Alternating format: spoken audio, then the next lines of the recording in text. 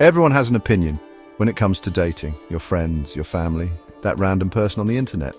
But what if some of the most popular beliefs, the ones repeated so often they feel like undeniable truths, are actually based on outdated assumptions, pervasive cultural bias, or even straight-up bad data? These myths can shape our expectations, influence our choices, and sometimes lead us down paths of frustration and disappointment. It's time to challenge these ingrained notions and look at what the evidence really says about how we connect, attract, and build relationships in the modern world. I'm Rickard Österholm, your dating coach, and today I'm excited to dive deep into the often murky waters of dating advice. We're going to be breaking down 10 of the most controversial and commonly held dating statements one by one. I won't be relying on guesswork or personal anecdotes alone. Instead, we'll be arming ourselves with international research from reputable institutions, insights from psychological studies, and a healthy dose of real-life perspective from various cultures. This is about equipping you with knowledge, not just opinions. Our mission today is clear. Let's separate fact from fiction. By the end of this video, you'll have a clearer understanding of the complexities of modern romance, free from the constraints of misleading narratives. We're going to explore what truly drives attraction, what fosters lasting connections, and how cultural contexts shape our romantic interactions. So get ready to have some of your long-held beliefs challenged and perhaps fundamentally changed for the better. Let's begin. This is perhaps one of the most pervasive and frankly damaging myths out there. The idea that men are solely driven by a primal urge for physical intimacy, devoid of any desire for deeper emotional connection or long-term partnership, reduces an entire gender to a simplistic, almost animalistic stereotype. It implies that men lack emotional depth, that they are incapable of valuing companionship, mutual support, or the profound bond that a committed relationship can offer. This narrative not only misrepresents men, but also creates a climate of distrust and cynicism in the dating world, making genuine connection harder for everyone involved. It sets up an adversarial dynamic where women might feel they have to guard against men's supposed singular focus, and men might feel misunderstood or pressured to conform to a caricature. However, when we look at the actual research, a far more nuanced picture emerges. A comprehensive global meta-study published in The paints a very different story. This extensive review, encompassing data from various cultures and demographics, found that a significant number of men, particularly as they move beyond their 20s and into their 30s and beyond, actively seek and prioritize emotional connection in their romantic lives. This isn't to say that sexual attraction isn't important, but rather that it often coexists with and is frequently enhanced by a desire for emotional intimacy, understanding, and a shared life. The stereotype simply doesn't hold up under scientific scrutiny for a vast portion of the male population. Furthermore, research from the renowned Kinsey Institute offers another compelling counterpoint to this myth. Their studies on long-term relationships have revealed some surprising patterns in emotional expression. For instance, they found that in established, committed partnerships, men often report saying "I love you" first and tend to express these sentiments more frequently than their female partners. This finding directly challenges the notion of men as emotionally reserved or solely focused on the physical. It suggests that when men feel safe and connected within a relationship, they are not only capable of deep affection, but are also willing and often eager to articulate it, sometimes even taking the lead in emotional vulnerability. It's also crucial to consider the powerful influence of cultural context. In many Nordic countries, for example, there's a greater societal acceptance and even encouragement of emotional expression among men. This normalization means that behaviors related to seeking and maintaining emotional bonds are shaped not just by innate biological predispositions, which are often oversimplified, but significantly by cultural expectations and social learning. What might be perceived as a lack of interest in relationships in one culture could simply be a different, perhaps more reserved style of emotional communication in another.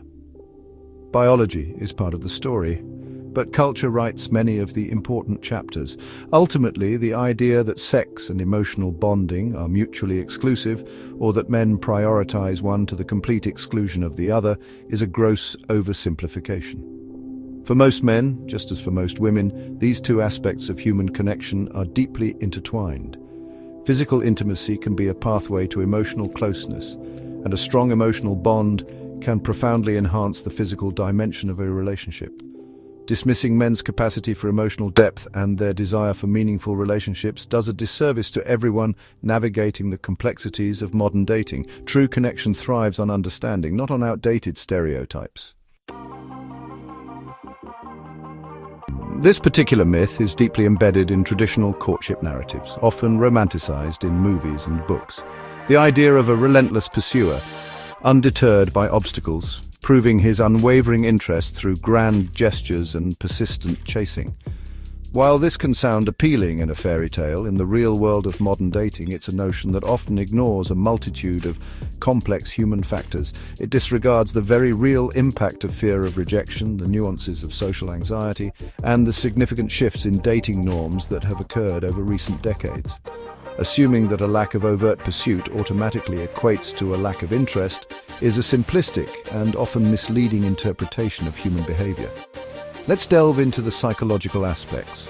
Studies published in reputable journals consistently highlight that the fear of rejection is a powerful and universal human experience, acting as a major barrier to initiating contact or expressing interest. This fear isn't exclusive to one gender, but societal pressures can sometimes amplify it for men, especially those with anxious or avoidant attachment styles. An anxious individual might fear not being good enough, while an avoidant one might fear the vulnerability that comes with expressing interest. For these individuals, a lack of chasing isn't about disinterest, it's about self-protection or an internal struggle with vulnerability. Moreover, cultural context plays a significant role in defining what constitutes appropriate or desirable expressions of interest. In countries like Sweden and the Netherlands, for instance, the dynamic of pursuit is viewed very differently than in more traditionally minded cultures. Overt, persistent chasing can often be perceived as aggressive, intrusive, or even disrespectful of personal boundaries rather than romantic. In these societies, a more subtle, egalitarian approach is often preferred, where interest is shown through mutual engagement, thoughtful conversation, and a gradual building of connection, rather than a one-sided pursuit. This highlights how culturally ingrained our expectations of chasing can be. The landscape of modern dating itself has also evolved. With the rise of dating apps and more fluid social interactions, the rules of engagement are constantly being renegotiated. The expectation that one person, typically the man, must do all the work of pursuing is increasingly seen as outdated by many. Instead, there's a growing appreciation for mutual effort and clear communication. Interest can be shown in myriad ways, through consistent communication, active listening, making time for someone, or expressing vulnerability. These subtle yet significant actions can be far more indicative of genuine interest than a flamboyant but perhaps superficial chase. So, before jumping to the conclusion that a lack of aggressive pursuit means he's just not that into you, consider the alternatives. Chasing isn't the sole definitive indicator of genuine interest or desire for connection. Sometimes respect for your space and autonomy might look like hesitation. Sometimes caution born from past experiences or inherent personality traits might temper the outward display of interest. True interest can be quiet, consistent, and respectful, and learning to recognize these more nuanced signals is crucial for navigating today's dating world effectively and empathetically. This is a classic, often repeated with a sigh of frustration, particularly by those who feel overlooked despite their nice guy qualities. The women only like bad boys myth oversimplifies the complex spectrum of female attraction, and more insidiously, can fuel resentment towards men who exude confidence or possess a certain edge. It paints a picture where women are irrationally drawn to mistreatment or emotional unavailability, which is not only demeaning to women but also unhelpful for men seeking to understand attraction. This narrative often lumps together genuine confidence and self-assuredness with negative traits like arrogance, disrespect, or emotional manipulation, creating a confusing and often inaccurate portrayal of what many women find appealing. When we examine the research, the reality is far more nuanced than the bad boy trope suggests. A notable study from the University of British Columbia, for example, explored how non-verbal expressions of pride and shame influence attractiveness ratings. They found that women tended to rate men who displayed expressions of pride or confidence as more attractive, while expressions of happiness were rated somewhat less so, and shamed significantly less. This doesn't mean women want someone bad in the sense of being unkind or immoral. Rather, it suggests an attraction to cues that signal high status capability and self-assurance. Confidence, not cruelty, is often the underlying draw. Often, traits that get labeled as bad boy characteristics are actually misinterpretations of other, more positive, underlying qualities. For instance, a degree of dominance, a sense of mystery, or an air of emotional self-sufficiency can be very attractive. These traits might signal that a man is secure in himself, isn't needy, and has his own life and passions. However, when these qualities are not balanced with kindness, respect, and emotional availability, they can indeed manifest in unhealthy ways.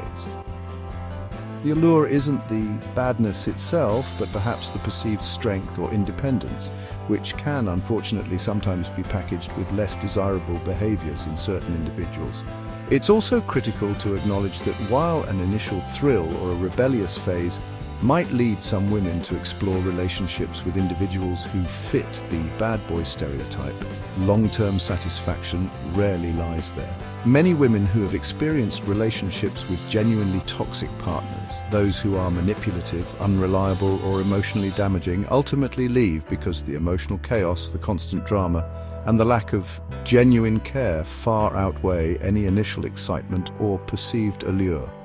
The narrative often conveniently forgets the pain and disillusionment that such relationships cause, focusing only on the supposed initial attraction. So let's reframe this.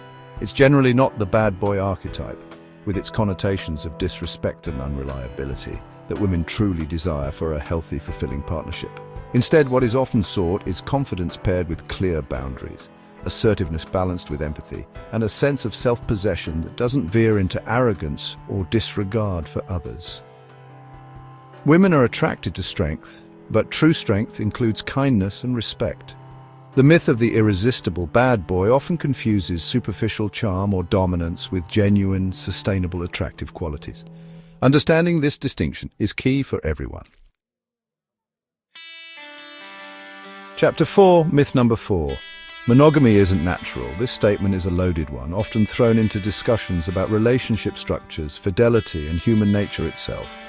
It directly challenges deeply ingrained religious values for many, shakes the foundations of societal expectations around marriage and long-term partnership, and often clashes with powerful cultural norms that prioritize lifelong exclusive pair bonding. The debate around whether monogamy is natural for humans is complex, touching upon biology, anthropology, and sociology. Declaring it definitively unnatural can be used to justify infidelity, dismiss the validity of monogamous commitments, or argue for alternative relationship models, making it a particularly contentious and often misunderstood topic. Anthropological research, notably the work of experts like Dr. Helen Fisher from Rutgers University, offers fascinating insights into our evolutionary predispositions. Her research suggests that humans have developed what can be described as dual and sometimes conflicting biological leanings. On one hand, there's a drive towards pair bonding, the attachment system that fosters deep emotional connections with a single partner, crucial for raising offspring.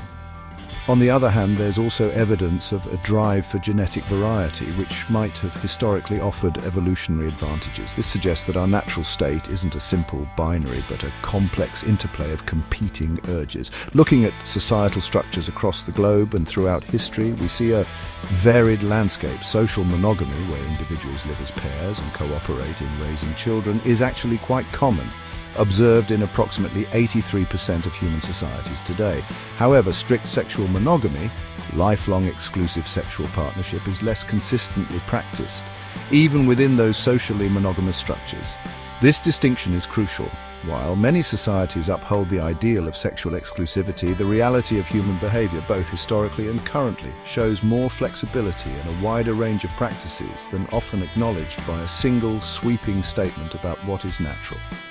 Cultural norms play an immense role in shaping our relationship expectations and behaviors. Western societies, influenced heavily by Judeo-Christian traditions, have historically placed a high value on lifelong sexually exclusive pair bonding as the ideal model for romantic relationships and family structures. However, many other cultures, both past and present, have allowed for or even institutionalized more flexible relationship norms. For example, consensual non-monogamy, which includes practices like polyamory and open relationships, is seeing increasing visibility and acceptance in some Western countries like Canada and Germany, indicating a shift in how some people are choosing to define their commitments.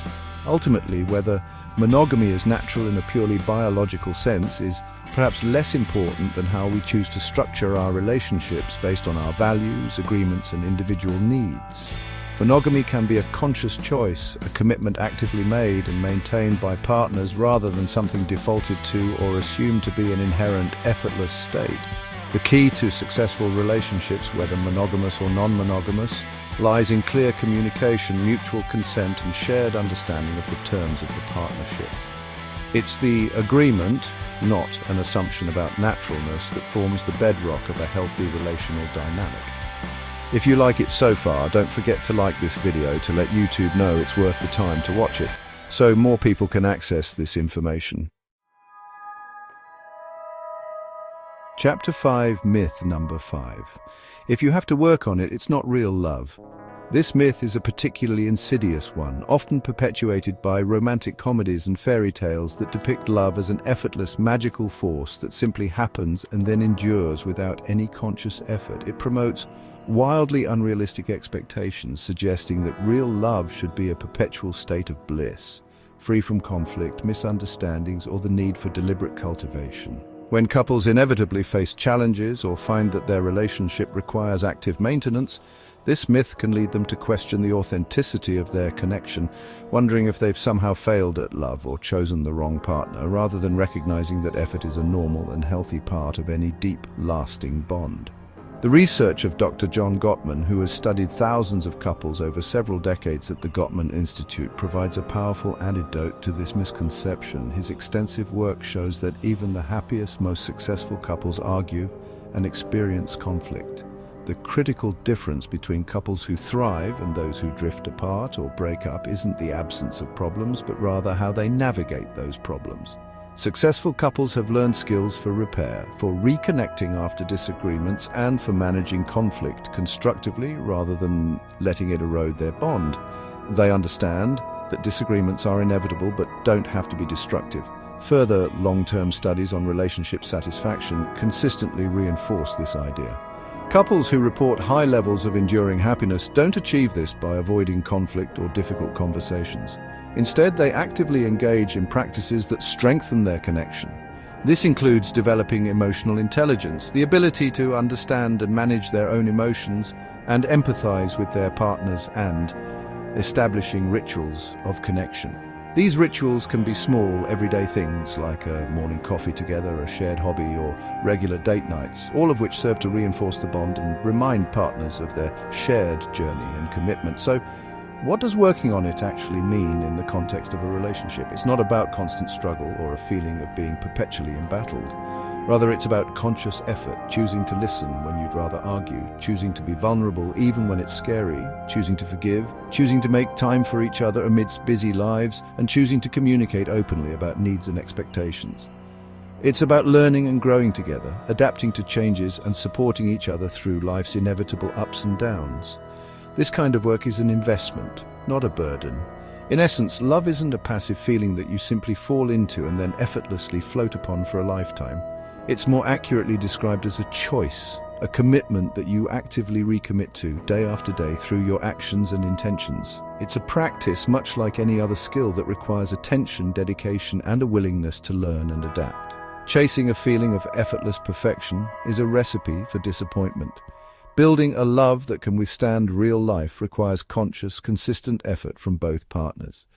And that effort is what makes it truly real and deeply valuable. Chapter 6. Myth. Number 6. Men lose more than women in marriage. This statement often surfaces in discussions about divorce, societal roles, and the perceived benefits or drawbacks of marriage for each gender. It challenges traditional narratives which historically emphasized the sacrifices women made in marriage, often in terms of career, personal autonomy, or emotional labor.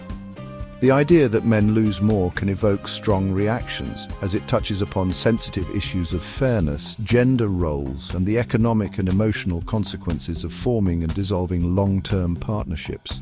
To understand this myth, we need to look beyond simplistic generalizations and examine the multifaceted impacts of marriage and divorce on both men and women. Interestingly, studies published in resources like reveal a complex picture regarding men's outcomes in marriage. Research consistently shows that, on average, married men tend to live longer, earn more money, and report higher levels of emotional satisfaction and overall well-being compared to their unmarried counterparts. These benefits are significant and suggest that marriage, as an institution, can offer substantial advantages for men in terms of health, stability, and happiness. However, the narrative shifts somewhat when we consider divorce. Financially, men often experience greater losses in divorce settlements, particularly concerning assets and alimony, which might fuel the perception of losing more. On the other side of the coin, for women, while marriage can also bring many benefits, it often comes with a disproportionate share of emotional labor and domestic responsibilities, even in modern dual-income households. These ongoing stresses, which involve managing household tasks, childcare, and the emotional well-being of the family, can significantly impact women's mental health, career progression, and overall satisfaction within the marriage. So while men might face greater financial repercussions in the event of a divorce, women often bear a heavier load of ongoing, less quantifiable work during the marriage itself. The impact of marriage and divorce is also heavily influenced by cultural and societal structures. In Nordic countries, for example, where there's a strong emphasis on gender equality, subsidized childcare and generous parental leave policies for both parents, the outcomes of marriage and divorce tend to be more balanced. When domestic responsibilities and childcare are more equitably shared, and when social safety nets support families through transitions, the winner-loser dynamic becomes less pronounced.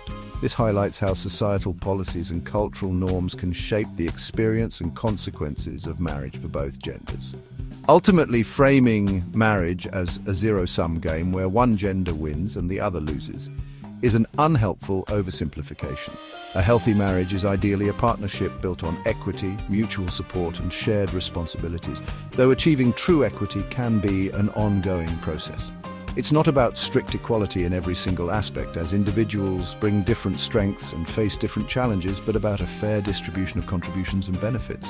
Focusing on building partnerships that are equitable and supportive for both individuals is far more constructive than debating who stands to lose more. Chapter 7. Myth number 7. You can manifest your soulmate with the right energy. This alluring myth blends elements of spirituality, New Age thought, and the law of attraction with the deeply human desire for a perfect, destined romantic partner. It suggests that by simply cultivating the right energy, focusing your thoughts, and visualizing your ideal soulmate, you can magically draw them into your life without much further effort. While the power of positive thinking and a hopeful outlook can certainly be beneficial, this particular myth risks promoting passivity, potentially leading individuals to wait for destiny to deliver, rather than actively participating in the process of finding and building a relationship. It can also create a sense of personal failure if the soulmate doesn't appear, implying one's energy wasn't right. There is indeed scientific backing for the idea that our mindset matters. Research from institutions like Harvard University on concepts such as the self-fulfilling prophecy and the placebo effect demonstrates that our beliefs and expectations can influence our perceptions and even our outcomes. If you believe good things can happen, you might be more open to opportunities and interpret ambiguous signals more positively. However, these psychological principles typically involve a behavioral component. Visualizing success in a job interview, for example, is most effective when paired with actual preparation for that interview.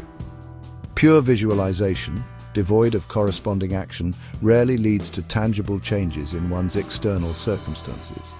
When it comes to relationships, people who report higher satisfaction and success in finding partners often combine a positive mindset or visualization with intentional, proactive habits.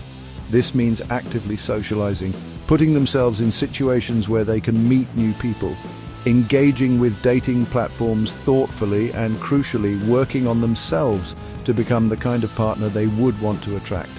This includes developing communication skills, emotional intelligence, and a clear understanding of their own values and needs in a relationship. It's this blend of inner work and outer action that tends to yield results. The danger of relying solely on manifesting energy is that it can absolve individuals of the responsibility to take concrete steps. Waiting for the universe to deliver a soulmate to your doorstep while you remain isolated or unengaged with the world is an unlikely strategy for success. Building connections requires effort, vulnerability, and sometimes navigating rejection or disappointment. These are active processes, not passive states of energetic alignment. While maintaining a hopeful and positive outlook is valuable, it should serve as fuel for action, not a substitute for it. So let's distinguish between hopeful dreaming and effective strategy. Manifesting without corresponding action is essentially wishful thinking. It might feel good temporarily, but it's unlikely to create lasting change in your love life. Manifesting with action, however, transforms into a proactive strategy. This means aligning your mindset with positive expectations, yes, but then channeling that energy into tangible steps. Improving yourself, expanding your social circles, being open to new experiences, and learning how to connect authentically with others. That's where the real magic of connection happens, at the intersection of intention and effort. Chapter 8. Myth number 8. Women win in dating until they don't. This myth often frames the dating landscape as a kind of competitive arena, a zero-sum game where one gender or one age group inherently has the upper hand, but only for a limited time.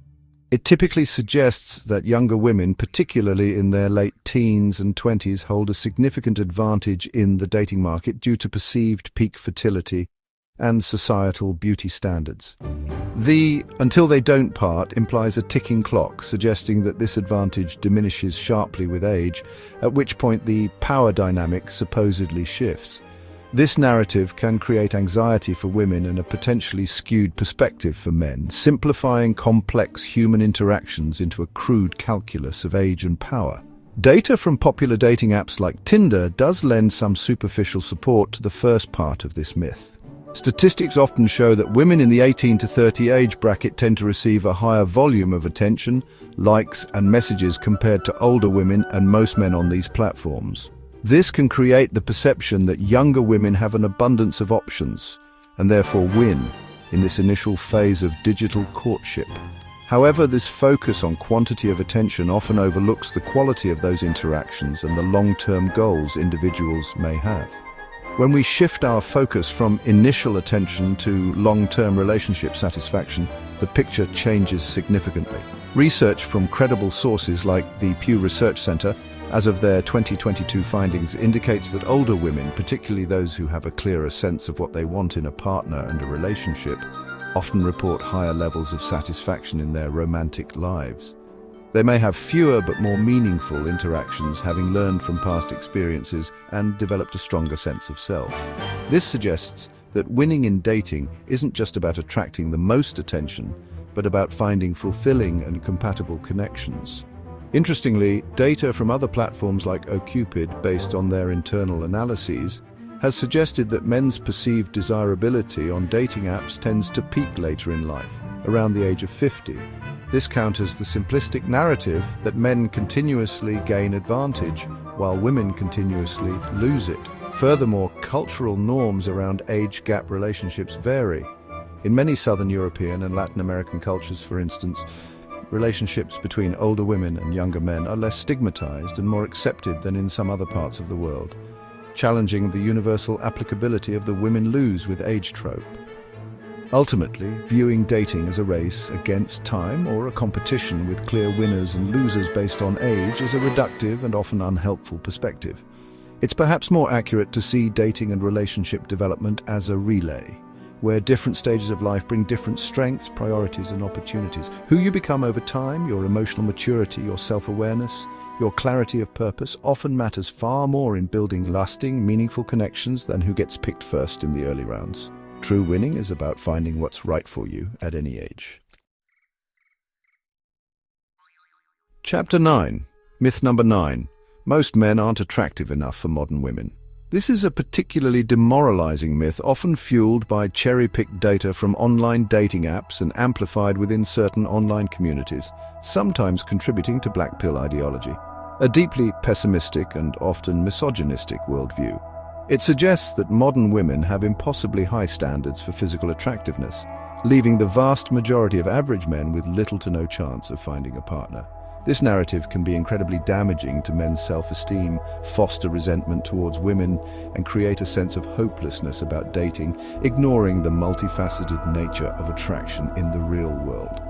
It's true that data from some swipe-based dating apps like Tinder and Hinge can appear to support this idea, showing that a smaller percentage of male profiles often receive a disproportionately large share of female attention. This skew can create the illusion that women are only interested in the top tier of conventionally attractive men. However, it's crucial to understand the limitations of this data. Online dating platforms are, by their nature, highly visual and often encourage rapid judgments based on limited information, primarily photos. This environment can amplify the importance of immediate physical appeal in a way that doesn't fully reflect real-world interactions. When we look at studies of attraction in in-person contexts, a more complex and encouraging picture emerges. Research published in outlets like the Journal of Social Psychology as recently as 2021 consistently shows that while physical attractiveness plays a role, particularly in initial impressions, other factors such as emotional intelligence, humor, kindness, confidence, and shared values become increasingly important as interactions deepen. In real-life settings, a man's ability to make a woman laugh, engage in meaningful conversation, or demonstrate genuine warmth and respect can significantly outweigh purely physical attributes. These qualities are often poorly conveyed through a static dating profile. Furthermore, the idea that attractiveness is fixed is a fallacy. Men who actively work on improving aspects within their control, such as grooming, personal style, physical fitness, for health and confidence, not just aesthetics, and critically, their communication and social skills, consistently find more success in dating, both online and offline. They learn how to present their best selves authentically and how to connect with others on a deeper level. This isn't about beating an algorithm through superficial tricks, but about genuine self-improvement that enhances overall appeal and well-being, making them more engaging and desirable partners in a holistic sense. So, while online dating can sometimes feel like a harsh filter, it's essential to remember that it is not a perfect mirror reflecting the entirety of dating reality or female preferences. Instead of internalizing the bleak narrative that most men aren't attractive enough, a more constructive approach is to focus on improving your life holistically. Your health, your social skills, your passions, your ability to connect. When you cultivate a fulfilling life and develop your capacity for genuine human connection, your attractiveness naturally increases, often in ways that a simple dating profile can never fully capture. Chapter 10. Myth number 10. If he doesn't pay on the first date, he's not a real man. This myth is a stubborn relic of traditional gender roles, tightly binding a man's masculinity and his perceived value as a partner to his willingness and ability to cover all expenses, particularly on a first date. It assumes a specific script for courtship, where the man is the provider and the woman is the recipient, a dynamic that feels increasingly outdated to many in contemporary society. This expectation can put undue pressure on men, create awkwardness around bill splitting, and overlook the growing desire for equality and mutual respect in modern dating interactions. It also implies that a man's worth or intentions can be accurately judged solely by this one financial gesture. Research from Pew Research in the USA does indicate that a significant portion of the population, including many women, still holds on to the expectation that the man should pay for the first date. This shows that traditional norms, while evolving, still exert a powerful influence on dating etiquette in some regions. These expectations are often rooted in long-standing cultural narratives about chivalry and provision, where paying was seen as a demonstration of a man's ability and willingness to care for a potential partner. However, this perspective is not universally shared, and it's increasingly being challenged. In contrast, data from Western Europe, as highlighted by sources like Statista around 2023, paints a different picture. In many European countries, it's far more common for couples to split the bill on dates, including the first one. Approximately 64% of couples in these regions report sharing expenses, and importantly, men who suggest or agree to split the bill are generally not seen as less masculine, less interested, or less generous for doing so. This reflects a broader cultural shift towards egalitarianism in relationships, where financial contributions are viewed as a shared responsibility rather than a gender-specific obligation. Countries like Sweden, Germany, and the Netherlands are often at the forefront of this egalitarian approach to dating finances. In these societies, the expectation of equality extends to the dating sphere, and offering to split the bill, or even taking turns paying, is often seen as a sign of mutual respect, independence, and a modern approach to partnership. Insisting on paying might even be perceived by some as old-fashioned or subtly patronizing. Here, generosity is not solely defined by who foots the bill, but by the overall quality of the interaction, attentiveness, and genuine interest shown. Ultimately, generosity on a date and in a relationship is a multifaceted concept that extends far beyond who pays for dinner. It's about the generosity of spirit, time, attention, and intention. While offering to pay can be a kind gesture, the meaning behind it and the expectation surrounding it varies hugely across cultures and individuals. The most important thing is often clear communication and finding an approach that feels comfortable and respectful to both people involved. Judging a man's entire character or his potential as a partner based solely on whether he pays on the first date is to rely on an outdated and overly simplistic measure of worth. Beyond the myths, real love, real world, as we've seen today, dating myths are incredibly easy to believe. They're often simple, widely circulated, and tap into our anxieties and desires about connection. But as we've unpacked these 10 common statements with research and a broader cultural lens, it's clear that reality is always far more nuanced, more complex, and frankly, more interesting. These myths can limit our perspectives, create unrealistic expectations, and sometimes even sabotage our efforts to find genuine connection. Moving beyond them requires a willingness to question, to learn, and to embrace the beautiful complexity of human relationships. If you're ready to date better, to love smarter, and to break free from these lazy, often misleading narratives, then I invite you to become part of this community. Hit that subscribe button and the notification bell so you don't miss out on future discussions where we continue to explore the intricacies of modern dating and relationships. We're all about providing practical insights, evidence-based advice, and fostering a more informed, empathetic approach to finding and nurturing love. Let's navigate this journey together, armed with knowledge and an open mind.